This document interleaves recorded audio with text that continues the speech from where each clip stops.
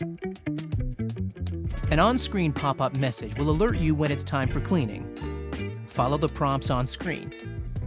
If you need to perform the clean cycle manually, first access the settings menu by touching the cog icon on the upper right of the screen and select the clean cycle. Before you start, empty the drip tray and reinsert it. Then, to commence, insert the single-shot basket into the portafilter. Place the gray silicone cleaning disc into the basket. Place the cleaning tablet into the center. Insert and lock the portafilter into the group head, and select the right arrow on the screen to continue. Then, press Start. Once the screen indicates the clean cycle is finished, remove the portafilter. The tablet should have completely dissolved. If it hasn't, commence another cycle until it is completely dissolved. Remove the portafilter and thoroughly rinse the portafilter and flush the group head by pressing the brew button. It is recommended to flush the group head for 20 seconds.